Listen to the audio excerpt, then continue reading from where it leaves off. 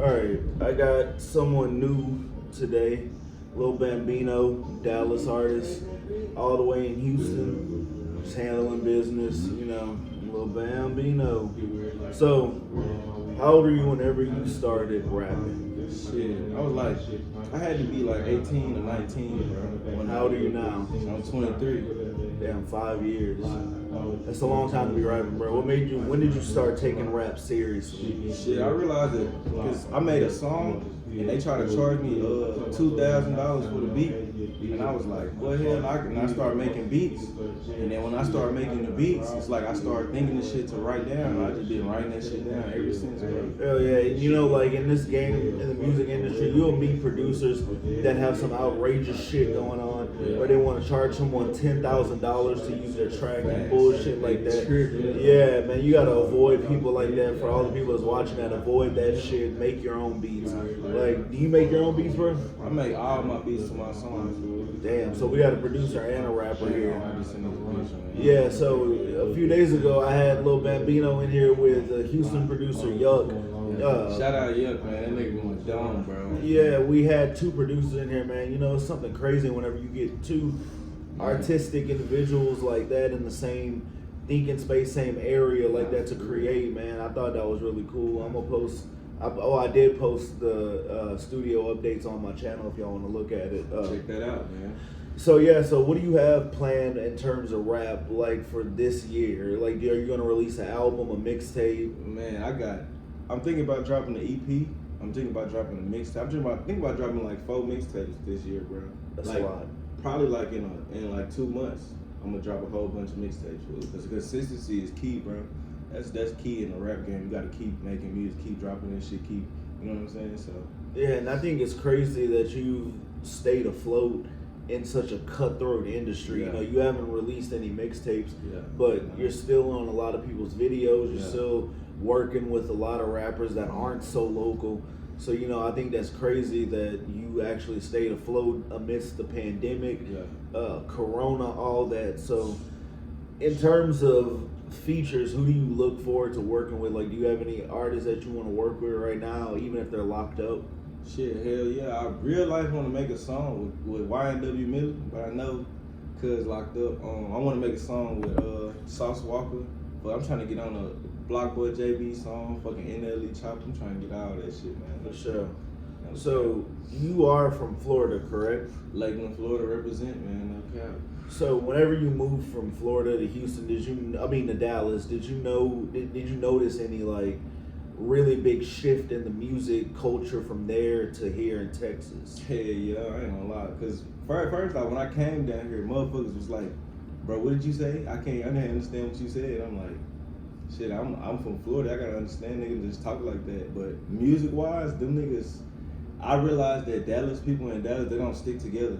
People in Florida, they make songs with a whole bunch of niggas, bro. Like, but people in Dallas, it's like they beef with each other, so they can never make a song with each other, bro. That shit dumb, bro. Yeah, and I've noticed that, there's a lot of rappers in every state that likes to beef with other rappers. Like, be right down the street from each other and shit. Yeah, how does that work? With it being in the music scene, you being a rapper, how does that work where you're beefing with a rapper, but you're at the same time dropping music that's similar to that artist's style, but yet you're beefing with them? How does that work? How does this rap beef start in the first place? Nah, for real, bro. That shit be dumb. Y'all might as well come together and make some money together, bro. That shit dumb, bro.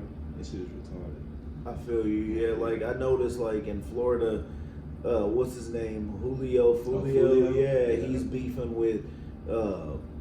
Young and Ace, right? Yeah, they beef but they make great music, So they come together, bro. That's what I've noticed that, why not come together and make some music happen, I feel like that shit not gonna happen though, cause it's some shit that I'm pretty sure everybody else know in this hoe. They already some shit going on, so they probably never gonna, come together, bro. They probably never gonna come together.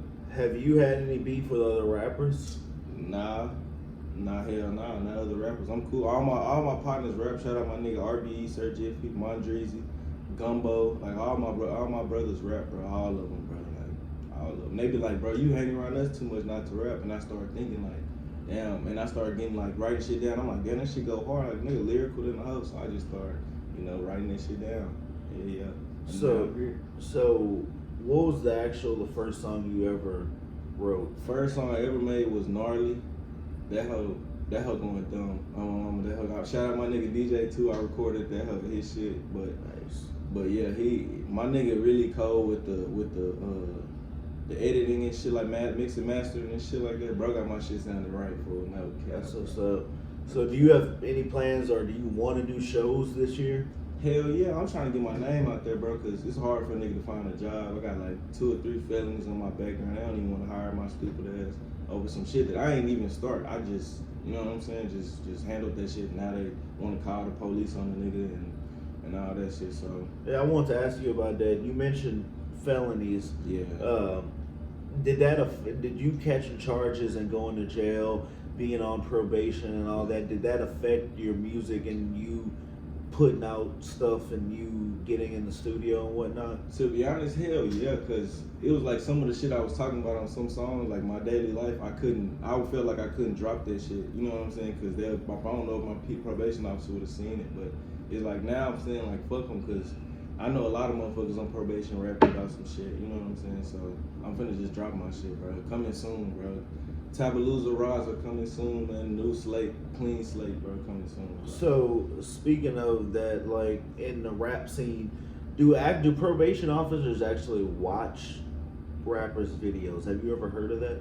Nah, but I seen my probation officer watch my fucking story one time, and that's when I made my shit private, bro. Whoa. Yeah, I don't know how I think he found my shit because my brother had passed away. Long live Tupo and long live Pancho, bro.